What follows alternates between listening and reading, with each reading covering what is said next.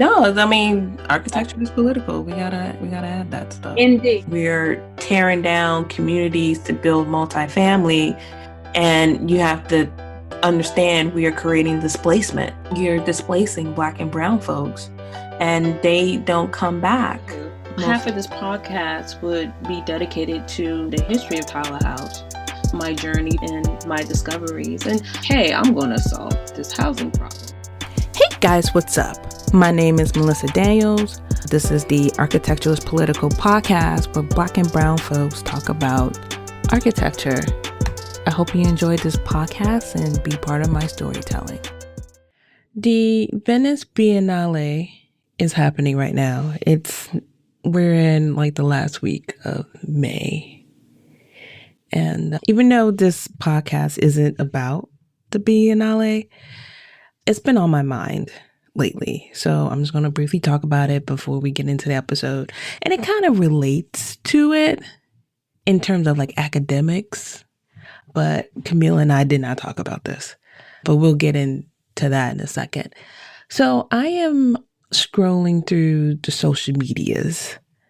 And at first, just overall and in general, I am thrilled. I am like awestruck. I'm so happy that Africa is on stage right now. The entire continent of Africa and African diaspora is on stage right now to show what Black and brown architects can do. The work that I've seen has been stunning, and I wish I was there in person. The caveat here is that I'm not there. And I'm sitting here and I'm thinking about it. And I'm like, why am I not there? Why? Where's my invitation? And of course, I am not on that level, right, to get an invitation. But, I have credit cards, I guess. I could hop on a plane to Venice and experience that myself, get some tickets and go and experience that. And then I start thinking about privilege. And how I don't have the privilege of being personally invited, but I have the privilege of going there. Plus or minus, right? So you can't just hop. Well, you can. You could just hop on a plane and go to Italy. As long as you have the passport and the funds, you can do that. I have the passport. I could scrape up the funds to be in debt and go. I don't have that much leeway with work. It's not like it's a 3-hour drive or a 3-hour flight. And then there's the hotel costs. And then I want to eat. And then I'm in Venice. So I have to do what Italians do in Venice. And then it's like, I got to go to Rome. Or like, I have no idea how far Rome and Venice is. But the point is about privilege. And I have limited privilege. I can't just get up and go. I have responsibilities, I have work. Work is really the crux of it, right? Like I don't have the flexibility to hop on a plane and go. I knew it was coming up and I could have attended if I'd planned. And I started a new job. So that would have been difficult considering that I am going to the AIA convention in San Francisco. So there's time off for that. And then I have other obligations that I had to request time off. So for me to request time off again to go there, it just was not feasible. It wouldn't be responsible of me to do that. But I got upset because I'm not there. And I started to figure out ways that I could be amongst the peoples who do get invited to that. Who do I need to know to get invited to that? How do I do that? How? And I need to be my authentic self. So you can't just wiggle your way through it. It has to be authentic. You have to, or you just have to prove yourself, right? You have to do something that's extraordinary to even be on that radar. And then I started thinking about Pritzker Prize. I can never pronounce that. And how it always goes to some international person. And I started thinking about, in my lifetime, will never experience any of their work. I will never go to that country. and experience any of their work. I can look at it, I can Google it, but I can't see it. I'm privileged here to live in DC, and I get to go to the African American Museum. And I'm privileged definitely growing up in Chocolate City in DC and knowing a whole bunch of Black and brown architects and to experience what they've built and to have conversations about their buildings. But I want to be able to go to South America or to Africa and experience Black and brown architecture. And again, I can do this, right? I could max out my credit cards and go and just do it. There's plenty of people out there who have done that, but I wasn't raised that way. And to even think about what I'm thinking about and talking to you about, that in itself just amazes me. Because my mom grew up in survival mode, and I took upon that because that's all I saw for the longest time is survival mode. So what does that mean, survival mode? You don't think about traveling because you need money and spending money, thousands of dollars on airfare and hotel, and you have to eat and, time off if you have the vacation time, or you just lose that money. All that thought that I just mentioned, I don't see those people, the people who design these things, think about. Or do they? I mean, it could be just like me. I don't know. I'm making a huge assumption, right? Because in order for you to design that architecture, it's a level of privilege to have the client. Because the clients that I know, not clients, but the people that I know, let's say you start off with residential, right? The residential projects that I know, these people save their pennies to do this addition or to renovate their bathroom, or they took out a personal loan that's probably with a high interest rate. This isn't a blank check, or even being able to have your projects on Dwell or Architect Magazine or Elle. All this I'm thinking as I'm scrolling through the internet, looking at this amazing work that these Black and brown folks have put together. And how I wish I was there. It's heavy on my mind. And it's a weakness, I want to call it, because I can't get out of that survival mode mentality. I've never been across the pond. And I've been to other places, No, that's not true. I did. I've been to Niger. I've been to Niger for work. Niger. I said Niger. I'm sorry. Niger. Yeah, so I have, but that was work, y'all. That was work. And I don't know why my bosses at the time decided to, out of all the places they decided to send me, they sent me. And I guess they did. And I begged to go on more trips and they let other people go. That's a different story. But I never been to Europe, and it's on my list to do. Now, mind you, I got married in Dominican Republic. So, yeah, I've been to places, my folks from Trinidad, and I've been to other Caribbean islands, been to Panama, been to Costa Rica, Montreal, if you want to count that, Cancun, but that's it. And not for architecture. It's just been it's this beach, right? That's all I care about, Yosemite Beach. Mine is Montreal. That was strictly relatives. Anywhere with a beach, I'm there. And I've talked about this when I talk to people who have studied architecture in England, including my guest. Camille did her Master's of Architecture at Architectural Association.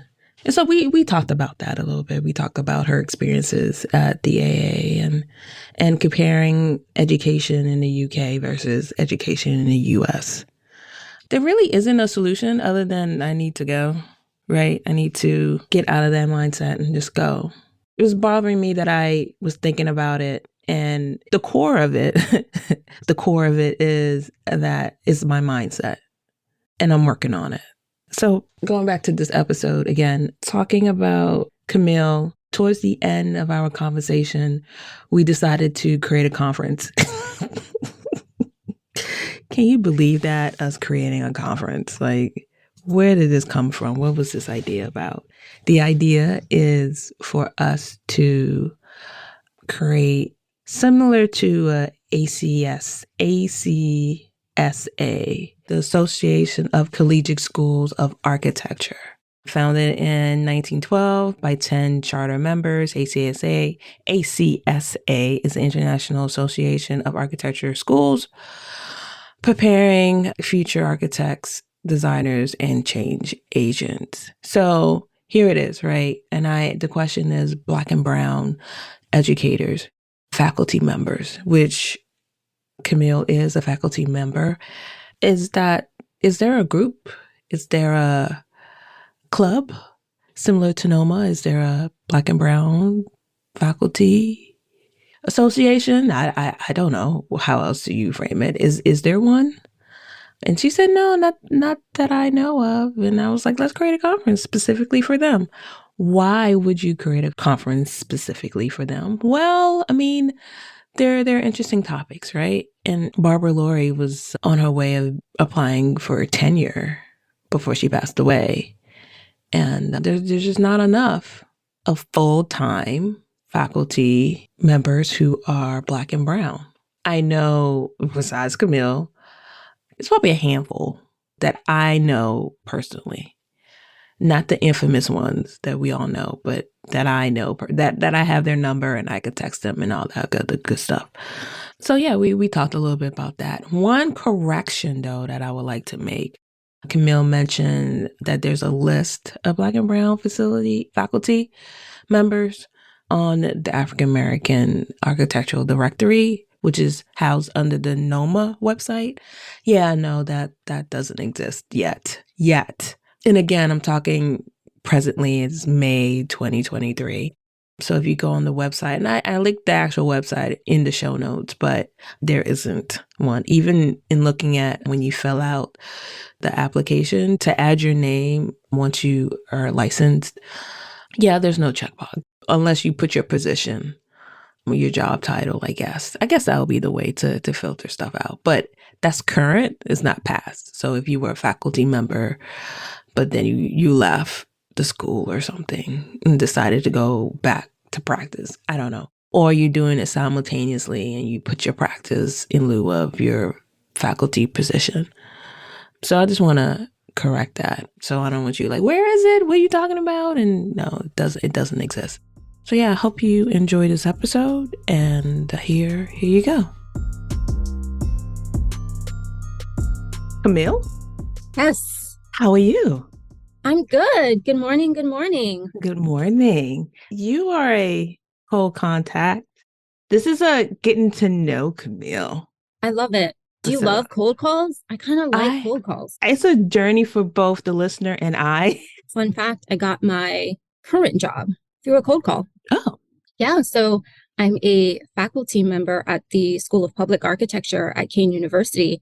And it was actually a friend of mine who had sent me an article, some years ago, it was maybe 10 years ago, that they were starting a new school of architecture. And she said, hey, have you heard about this? And I was like, no, but I'm going to teach there. And I just sent a blind email. I was like, you don't know me, but my name's Camille and I'm interested in being a part of this. After that email, then what happened? Maybe a couple of months before I heard back, I believe. And then it started sort of formal process or a semi-formal process where I was invited to a series of interviews and, I did a couple of teaching demonstrations and, I met with all of the faculty and all of the students, but, I came in and didn't have any previous connections because I didn't go to school in the New York area. I was really kind of starting from scratch. Were you already in New York or? Yes. Okay. Yeah. So I was in New York since about 2013. I graduated from the Architectural Association in London. And I came here probably like the month that I graduated. I didn't even stick around for graduation. It was like, okay, I'm done. I'm going to New York. Goodbye. So yeah, I was already here working full time in the city. And then I had heard about them starting a new school of architecture. And, that was something that I jumped onto while I was still working full time. So let's go back. I think that's interesting. How did you get to the AA? Are you from the UK? I was born in the US. So I'm American. Mm-hmm. Part of it was when I was an undergraduate architecture student that I sort of found myself at, and I didn't necessarily want to be there, or maybe a better way to say that would be that I don't think it was the best fit for me. Mm-hmm. And so I always felt like there was a better place for me. And I was hearing about what they were doing at the AA, and I just thought, that's my place. These are my people. And so, that was sort of my dream school. I decided that that was where I needed to be. I'm American, and I sort of picked up and moved to the UK. That's crazy. I would think of McGill, right? Like I can go to Canada, but have you visited the school before, or it was just No, it was really just based on the school, the work that they were doing, the faculty, the reputation. And I'd heard about Ali Rahim and Zaha Hadid and everything that they were doing. And it was just like, this is where I need to be. Like, this is really speaking to me. So, I had never visited, hadn't been there, but I knew like the AA was where I wanted to be. How different was it? Was it a culture shock for you? Especially being American, right? Yeah, but it's sort of delayed response, I would say, where it takes maybe like a year or two for things to really settle in. And I think part of it is when you go someplace where they speak the same language and a lot of things are quite familiar, it feels the same. And it's not until a certain period of time where you start to really see the differences. And so I think initially it wasn't so much a culture shock, even though there were, some things that happened quite early on where it was like, I never really thought about that.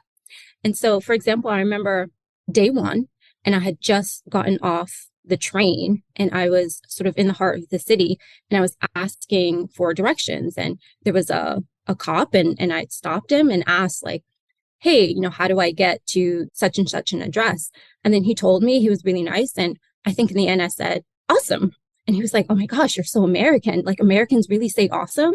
And it just dawned on me like, okay, I didn't know that that was a weird American thing that we did. But it was constantly being reminded in subtle ways that you weren't English, that you were different. But I think it wasn't a huge culture shock. I think, again, it's something that emerges like little by little over time where it starts to compile. Their education is different from our education in terms of the architecture education. So in order for them to get licensed, there's part 1, part 2. Is there part 3, right? Yes. So the part 3 would be the actual license. Right. Did you complete your part 1 or just to familiarize the audience as to how that works? Yeah. So I completed through my part 2. And so I didn't complete the licensure part. And so the license part is sort of an additional credential. So you would have to go back to university and study and take the exam. So I didn't complete the part 3 portion, but I went through part 2. So there are work requirements, which I think is the biggest distinction between the system that we have here in the US, where it's sort of on the individual to figure all that out. It's on the individual to get jobs. And, if you do it, if you don't, there's not necessarily anyone sort of tracking that. It's not embedded as a part of the educational system, I think, as it is over there. So here you complete 5 or 6 years, or like 4 + 2, which is undergrad, and then 2 years of graduate, or 3 years of graduate, depending on whether you actually went to architecture school or not. But over there, how many years do you need to complete part 1 and part 2? Yeah, I think the biggest difference is, and the school that I teach at is exactly as you're describing. It's a 4 + 2. So students are in school for a minimum of 6 years. I think the biggest difference is there's a lot of students who are graduating from here who don't have any work experience. And over there, because it's baked into the system that you would do these years out, that I think students are somewhat at an advantage. And so I think I see a lot of students here at my school who they have a master's degree, but they've never necessarily been in an architectural office. They've never had an internship. And so I think for me, that puts specifically a lot of minority students, a lot of women, I think that puts them at a huge disadvantage because they're really starting out, with a master's degree, and they're kind of starting from scratch. I spoke to a couple of graduate students who went there. University of Bath is an example. Some were international students, and I believe some were from, besides like the nomenclature of being an American, speaking American, quote unquote, words. your colleagues? Did they talk about their experience or witness any experiences that was kind of different? Or And I think one of perhaps the unique things about the AA and one of the best things is that it's really a international institution because it's a private school. And so you really don't get very many UK students who go there. And so you're getting students from all over the world. And so when I was there, there were a lot of students who were from Greece, and there were a lot of Chinese students, there were a lot of Indian students. And so it really is an international university. And then you're getting all of that richness and all of that diversity. And so I would say in my year, maybe there was one British student who was there, and I think one American student, one student from Curacao, but it was really an international student body. Okay. Here, for example, a lot of schools, they'll like go to Rome or they'll go to Germany or something. What was the international trip at school? There were so many of them. And I think maybe that was one thing that stood out, that travel was so normalized. It was a very normal thing to just hop on a plane and go somewhere, where I feel like in the US, it's sort of a unique thing that even becomes quite often competitive, that everyone doesn't have an opportunity to participate in. And so for me, you know, we took studio trips to Austria. We went to Austria one time. We went to Switzerland, but there were also a lot of studio trips that went to California, that went to Egypt, that, you know, they were traveling all over the world. But I think what really stood out was that travel was really embedded as a core element of the architectural education, where I think here it becomes maybe like a once in a program opportunity, where maybe students have one option throughout, you know, their undergraduate or master's experience, where, you know, we had a lot of opportunities to travel and go different places. How would you compare your teaching style? Do you incorporate some of the things that you experienced as a student over at the AA now that you're incorporating? Absolutely. And so I think even for one, travel for me is super important. I think experiential learning, getting students out of their sort of day-to-day lives is really important. And I remember having so many of those moments for me where you go somewhere and it's just so fundamentally different from your everyday reality that something about that contrast really changes you. And so for me, I think study abroad is really important. I think travel learns are really important. That's something that I've participated in here at Kane University. You know, I went with the students for a semester to Italy. You know, we were supposed to travel before everything shut down in 2020 to China. And so we're going to take a group of students out there. We also do a lot of local travel learns and national travel learns. And so I think travel as a part of the education is something that I definitely bring from the AA. But I think also, you know, the AA is such a unique experience. I think one of the biggest takeaways that I had was to just really focus on what it was that you were trying to do. And I think it was such an inclusive environment because it really was welcoming for so many different, you know, sort of schools of thought. And so one of the things that I try to do now, which I feel like was really a sort of takeaway from my experience, was we had so many juries where, you know, a faculty member or an invited guest would come in and they would start the conversation, assuming that what you did was actually worth doing. And I feel like that's something that I try to do with my students, where, you know, I try not to get into conversations where I'm telling them what to do. I'm telling them what path to go down. It's sort of like, let's assume that what you're doing, what you're choosing to invest so much of your time and energy in was worth doing. And let's pick up the conversation from there so that we can have a conversation about how you can do what you are trying to do better. And I feel like that was really at the core of being at the AA. What courses are you teaching? So I would say I always teach design studio every semester. So that's one of my core classes. I've taught undergraduate and graduate, but I have a lot more fun teaching at the undergraduate level. And so I typically try to stick to third year undergraduate because I feel like that's a really pivotal year where in our curriculum, number one, they're being introduced to a lot of the technical aspects of architectural design.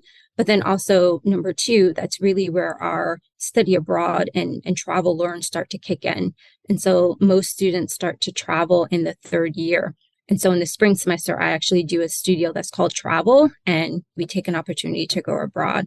And so I would say my bread and butter, my core class is really the undergraduate third year studio. Hmm. So we want to get into why architecture. Mm. Why did you pick architecture? Was it something that growing up you were like, I love the built environment, I want to design it someday? You played with Legos, like what's your story?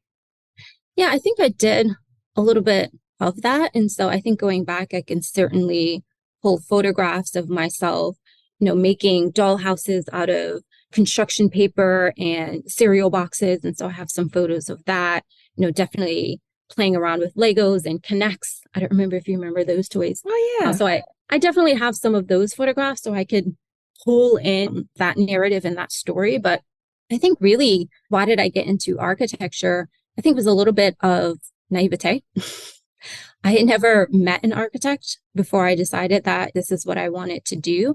But I remember I was actually in high school and I was, I think 15 or 16 years old. And there was a friend of mine whose boyfriend was in a class of mine, which was not architecture related. It was another elective course. And he was taking this drafting class. And I remember one day, it was at the end of the school year, he sort of came in and he had all of these drawings and, he was going to throw them away because it was at the end of the semester and it was sort of like, take it or, we're going to toss it all. And so he had all of these drawings that he had drafted up. And he said, hey, do you want any of these? I'm just going to throw them away. And so I was like, yeah, sure. I'll take some of these. And so that was really the first time that I saw like a proper architectural drawing. And for me, I just thought it was magic. And that was it for me. I thought the ability to just have an idea in your mind that you could draw so that someone else could see it too. And then, potentially you could build it and you could make it real. To me, that was magic. And I thought, what could be better than that? I want to do that. The fact that you can have an idea and you can make it real. I thought that sounds amazing. That's what I wanted to do. And so I knew I wanted to be an architect from the time I was, probably 16 years old. And it was like, this is it for me. I've never met an architect, I've probably no idea what I'm getting into, but it was, that idea, that vision that really, really drove me. Do you think it's still magic? I think it can be. I think it's definitely a little bit of a mature sort of depiction that I have in my mind where it's not as fantastic, but I think the essence of that is still there. I think we do still get to have ideas about the way that we think people should relate to one another, about the way that we feel we should live, or the way that we envision the built environment, and we have the ability to translate that and communicate that to others and to make it real. So I do think that that's still at the heart of it. Absolutely. How was your first internship? My first internship, I believe I was an undergraduate student, and I think it was through a friend of mine where he was interning with a sole practitioner and they needed additional help. And so he sort of, pulled me into that job. And so I think that's really how it came about.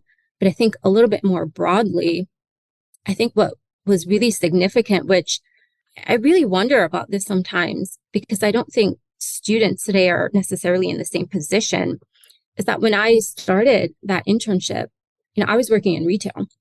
And this was probably about 2003, 2004. And so I was making $5.35 an hour. And so, when my friend approached me about having this architectural internship, it was, you could make $12 an hour. And it was like, that was fantastic. And so you had the ability to increase your income from $5.35 to $12. And so there was a huge incentive for me to start working and take that internship. And so I think for me, that was a huge motivation where now, I talk to a lot of students and, I'm not sure that the same level of motivation exists because, you're not talking about, doubling or tripling your salary. And so I think it was an opportunity that came through a friend who was working, who was a little bit older than me. But I think what really was the catalyst was, I had the ability to increase my salary 2.5 times. And so it was like, count me in. So at the internship, what was the huge learning curve that you had to grasp at the internship?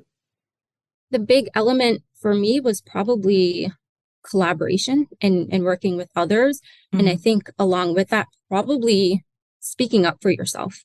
Mm. And so I remember there was a specific situation where, we were working on a project where, I had to do one portion of it and someone else had to do another portion of it. And I was sort of pointing out that there was something that was incorrect that someone else was doing that was not aligning with what I was doing. And they just weren't listening to me.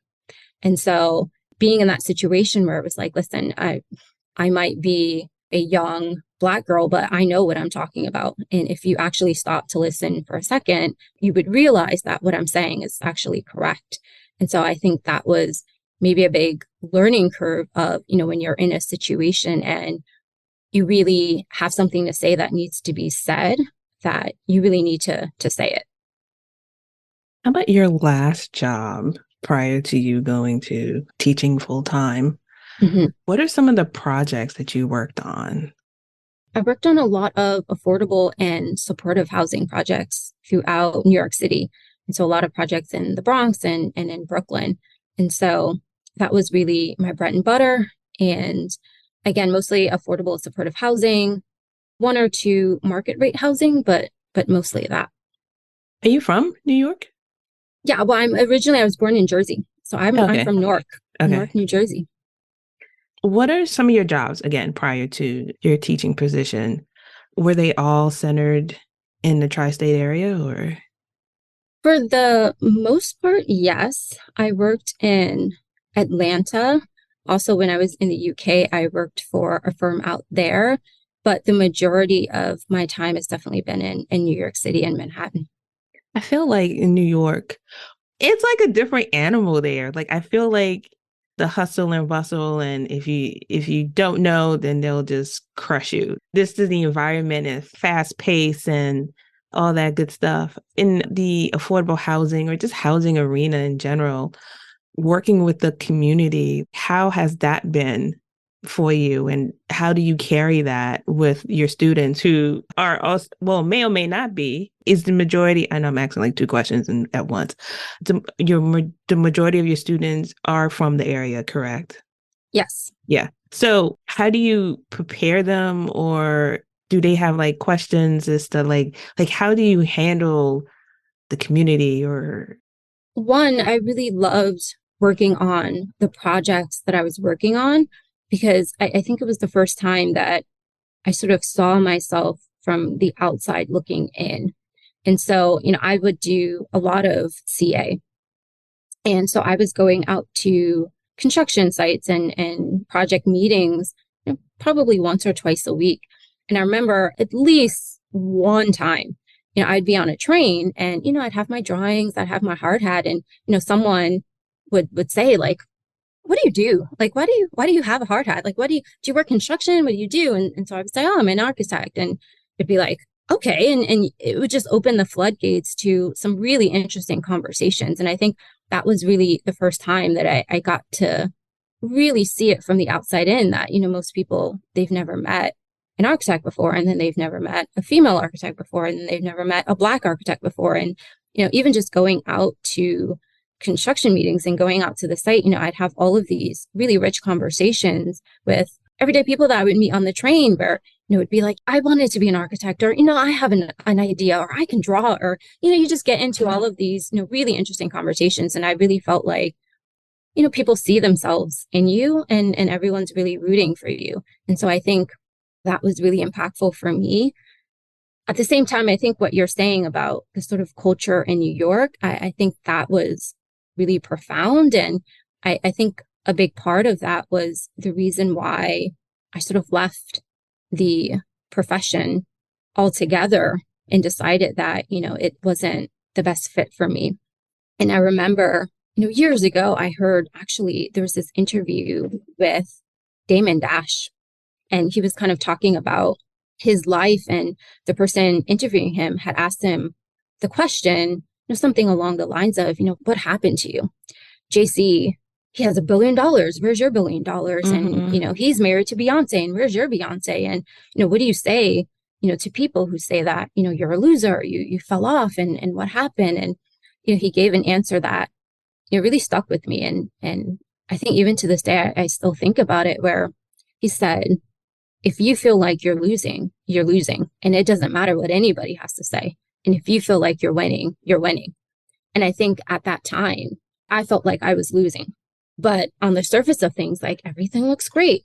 I work for a great firm, and, I have my own place in Manhattan on the Upper East Side, and I have a great life, but I feel like I'm losing. And I think that really forced me to take a step back and really think about, what does being an architect look like for me? And what does winning look like for me? And I think, I had to make a radical change. And so I think that's something that, I try to have those conversations with students, because quite often, we have this idea that, we're working towards something for so long that, I'm trying to get this degree, I'm trying to get this job, that, perhaps we're not always taking a second to really think about, like, what does it look like for you?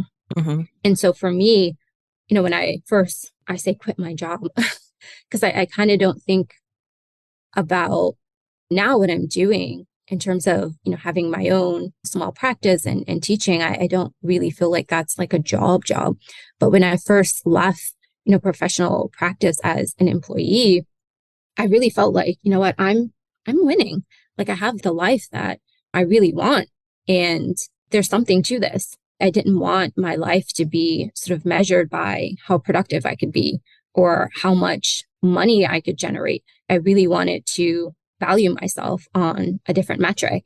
And I think so often being in New York, it really does feel like that rat race, where it's all about how many credentials you have. It's all about how much money you make. And it's like, my life radically changed after I left. And it was about, how many books did I read this week? And how much did I draw this week? How many podcasts did I listen to? How many lectures did I go to? And I think that really started to formulate a sort of vision for myself of the kind of architect, and more generally, the kind of person that I wanted to be. And so, I really hope that, students can, really start to think about that kind of stuff. And again, when you're working for so long towards a single goal of getting a degree or getting a specific job, I hope that we can also just take a step back and really ask, like, what does this look like for me specifically? Going back to that feeling that you mentioned, did the teaching opportunity present itself to you and then you're like, this is my out? Or was it's been lingering for a long time, you were either ignoring it, or sometimes you have this feeling, you feel trapped, you have no other option, this is your life, this is it. Like, what was the catalyst that really recognized that something that you just wasn't feeling right? Like, was there an incident? And then which came first, right? Like, I need to change, I need to find a change, or did the change happen to you? Yeah, so the teaching came first. So I was already teaching part-time while I was working full-time. I've always been that person who's thinking ahead of, thinking about the next thing. And so maybe it's because I'm more of an extroverted person. I have a little bit of like shiny object syndrome. I don't know. Like, if something comes up, it's like, oh, that sounds great, I want to do that. And, right. And so I've always been that kind of person. And so I was teaching part-time while I was still working full-time. I think there definitely was a catalyst where there came a moment where I was sort of given an ultimatum, where it was like, well, we need you here in the office full time on a traditional schedule. And this was pre-pandemic. And so there wasn't necessarily the accommodation for having flexible hours or taking on something like teaching part-time. And so for me, I think being given that ultimatum, really forced me to make a decision. And I think part of it was just thinking long-term about what my life would look like. And again, what I felt like I was really being asked. And so, I started thinking about, if I have a kid, for example, I don't want to be in a position where I feel like I have to ask someone if I can leave early to go pick up my kid, or I didn't see myself in that sort of way. And so I felt like it was a specific ultimatum of you have to choose between sort of being on a traditional schedule of working in an office, or do you want to teach and have this, somewhat alternative architectural lifestyle?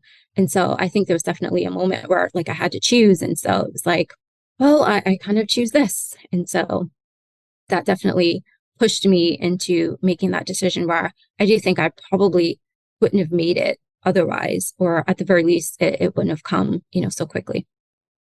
What's next for you? Interesting. I think definitely the teaching aspect is something that I'm really passionate about. And so that's something that I see long term as part of my architectural journey.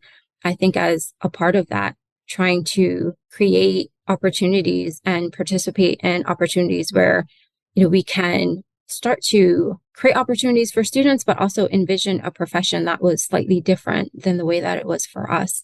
And so I'm really interested in getting students jobs and really interested in participating in initiatives from NOMA or the ACSA or all of the great work that DMU is doing. And so I think that's a really big next step for me to continue a lot of that work. And then on a sort of individual level, I think continuing to sort of figure out the balance between practicing architecture and teaching architecture and sort of having your head in a couple of different buckets. And so I think that's something that I want to continue to do, to build in a maybe non-traditional manner, but also to teach architecture. And so I hope that the future is robust and includes a little bit of everything. Is there a specific thing you want to focus on? Like we talked about earlier about affordable housing in terms of practicing, or even like extracurriculars, like you mentioned NOMA. Do you want to be president of NOMA someday? Like what specifics that you may be interested in focusing on? Yeah, so I think there's a lot of them. From the academic side, I think creating more opportunities for students to travel and to participate in study abroad programs and travel learn programs. And so hopefully I'll get to take another group of students to Italy next year. I started a conversation probably about a week ago about starting a short-term travel learn to China. And so I'm hoping that in the next year we can get that going and bring some architecture students over to China. There's some other areas around the globe that I'd like to explore. And so I think Travel Learn is going to be a big initiative for me. In terms of NOMA, I'm a proud member of NOMA New Jersey. I was on the executive board of NYCOBA NOMA and a member of them for quite some time. But I think, in the past couple of years, I've transitioned to NYCOBA New Jersey or NOMA New Jersey. And so we're really a core group out here trying to do great things. And so whether it's on the executive board or, just as a supportive member, I think, being consistently involved in the work of NOMA New Jersey. And then again, on the practice front, I think more collaborations is definitely something that, I have on my radar. I'm working on a affordable housing competition with a friend of mine that we actually went to the AA together. And so that's a great project that we're hoping can lead to a future joint venture and additional projects. And so I think, really excited about service, NOMA, teaching, and then also practice. Anything that I missed in this conversation that you want to talk about before we wrap up? Yeah, I've heard so many of your conversations, and I think what's been interesting is they all have different perspectives and take on the industry. I think the big thing for me that I'm probably thinking about on a regular basis is how can we sort of have conversations that aren't being had that can really impact the students and the emerging professionals that are coming up. And so I think even some of the points that we touch upon in terms of really thinking about what the profession and what being an architect means to you, hopefully that's something that resonates with, a lot of the viewers. I think we got into teaching and a little bit of practice. And so I think we covered a couple really good things. one of the things that, I could definitely push or promote if there's a platform here. One of the things I think or hope that architects, specifically architects of color, perhaps can start to think about is getting into teaching. And so I think that's something that is incredibly rewarding. And, here at Kean University, we actually have a fellowship program. And so if there's anyone in architecture or even any of the allied design disciplines who are like, you know what, I think I might want to get into teaching, I think I might want to dip my toes in that, they can certainly reach out to me, or, we can talk a little bit about that. Is there a Black organization for educators in this profession? Is there a group? Is there a club?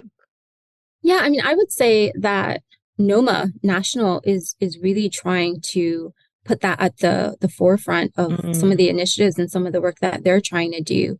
And so I know Crazy Daniels from Tuskegee is trying to get going a peer-reviewed publication. And I think that was something that he soft-launched perhaps last year's NOMA conference.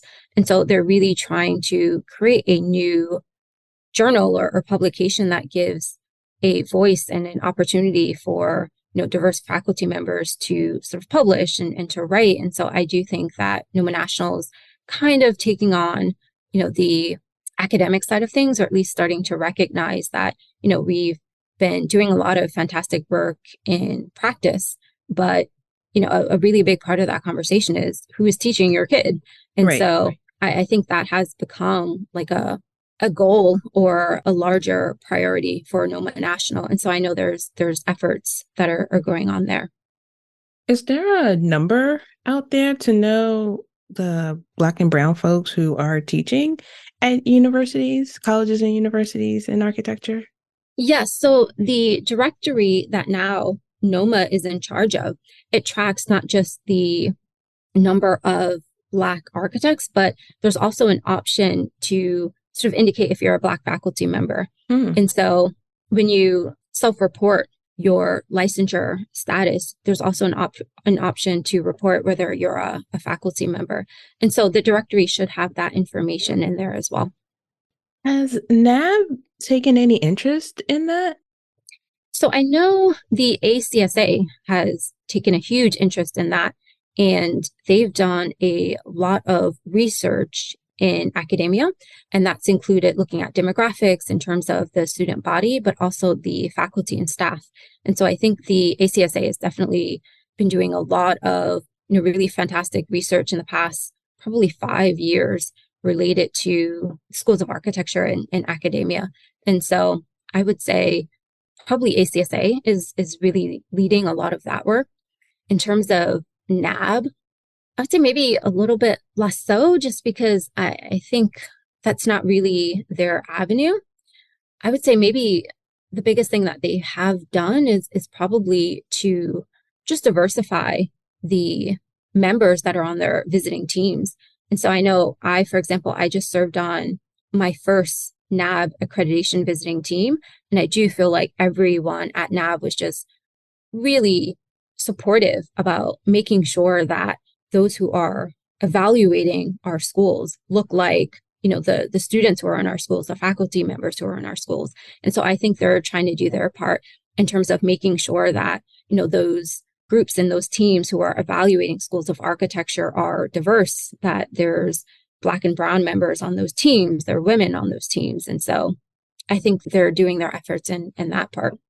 As I'm talking to you, I'm getting kind of excited. I started just thinking about having a conference specifically for us, but educators particularly. Is there something that exists? Like, do you guys get together and is there a community, like, other than NOMA meeting up there? Is there any other community out there?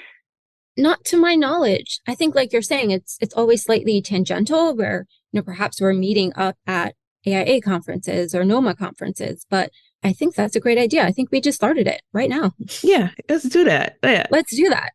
Because I had this idea and it didn't really fall through. But to interview, like I interviewed Hazel Edwards, and I wanted to talk to Carla. I don't know if I call Dr. Carla.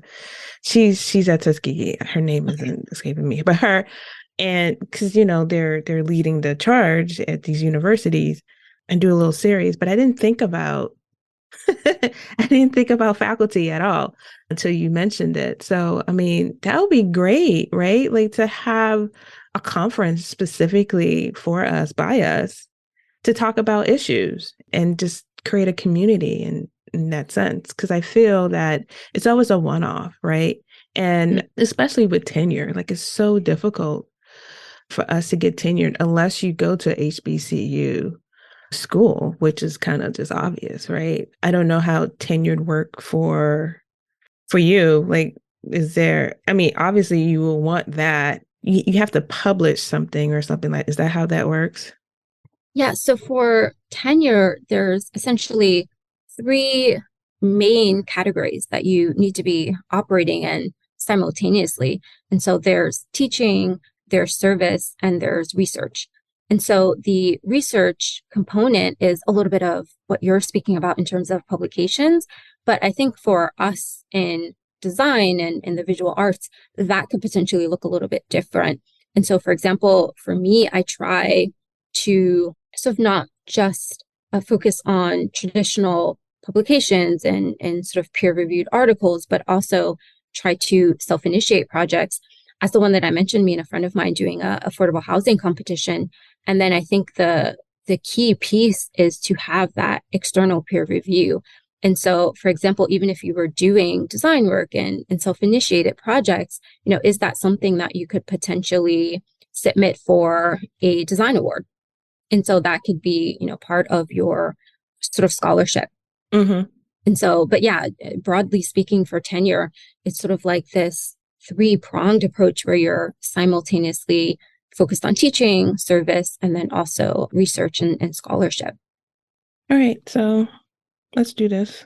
Yeah, let's do it. And I think exactly what you're saying. I mean, Sarah Sutton is sort of the trailblazer, but yeah, I'm really amazed by just discovering so many amazing professors. And you find out about these people that they're embedded in all of these schools across the country and across North America and the globe. And you had no idea what they were doing and all of the fantastic work. And I think quite often it happens, but it's not necessarily as public facing, where we have, for example, a lot of conversations, a lot of lectures, but it doesn't necessarily get out there. And so I know, for example, I think it was a year ago, 2 years ago, I had the amazing Dr. Craig Wilkins from Michigan. He came and he actually spoke at my school, and it was absolutely fantastic. But, I think, again, a lot of the times, you're discovering people, or, there are these individual lectures that are happening, but exactly like you're saying, there's not like a larger national conference or place where we all come together to really showcase ourselves. Mm-hmm. And how does the climate of ACSA is? I follow them on Instagram, and they seem pretty solid in terms of diversifying topics. I think for me, I've been incredibly, incredibly impressed by the work of the ACSA. And I think one of the things that really dove me into it was, I think it was 2 years ago now, a year or 2 years ago now. I have no sense of time whatsoever. But I think it was a year or 2 years ago, I actually won a ACSA Education Award.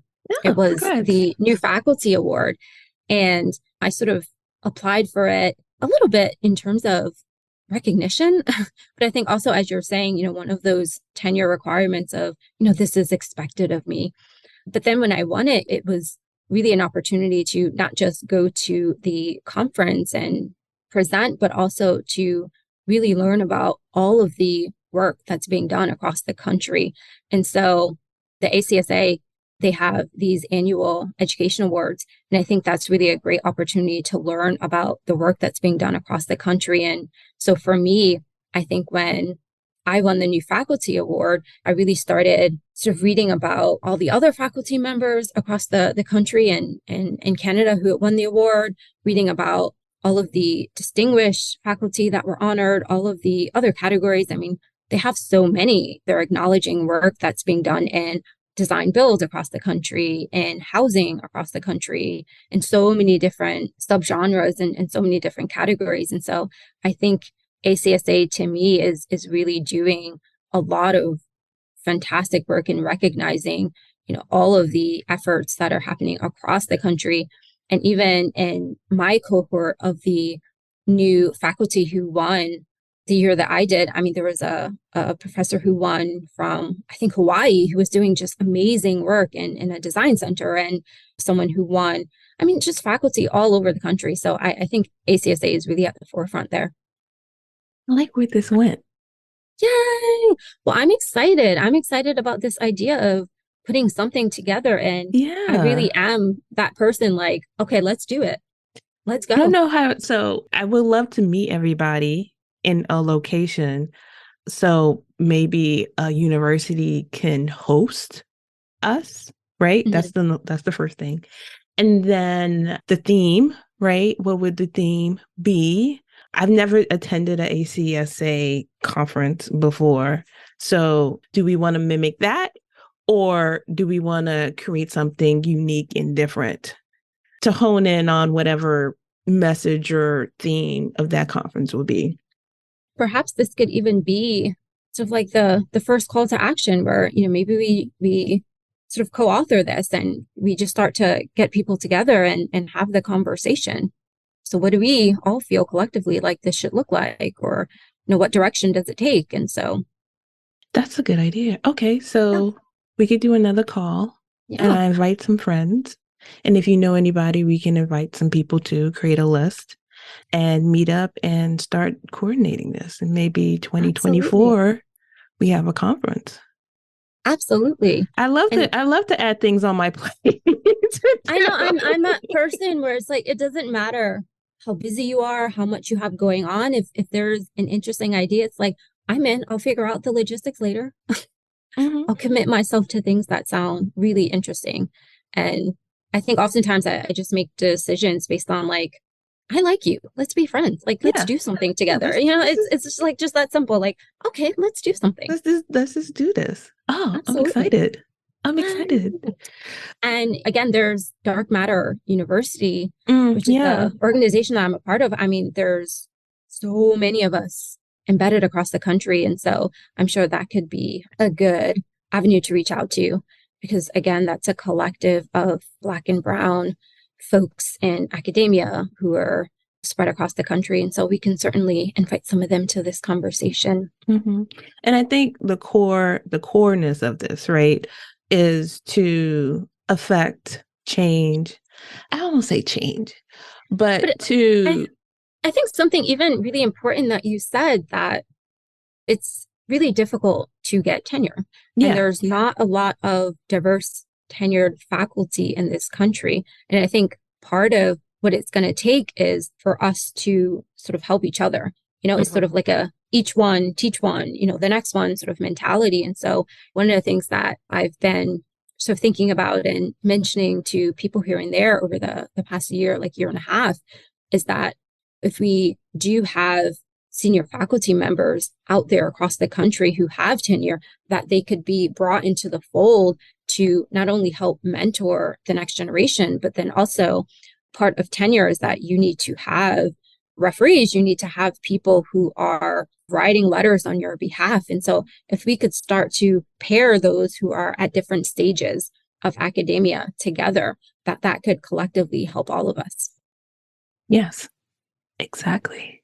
Or even just getting hired, right? Like you have a lot of, we are the majority of adjuncts, right? Like if you ever see Black and Brown people in education, it's because we're adjuncts. We have one or two classes here and there. We're working full time. There may be an interest of being a full-time faculty member. How do you do that? How do you navigate through that? Yeah, so I think it's a couple different things. I think number one, as you're saying, like, how do you navigate and how do you get there? But I think also it's just, who do you know?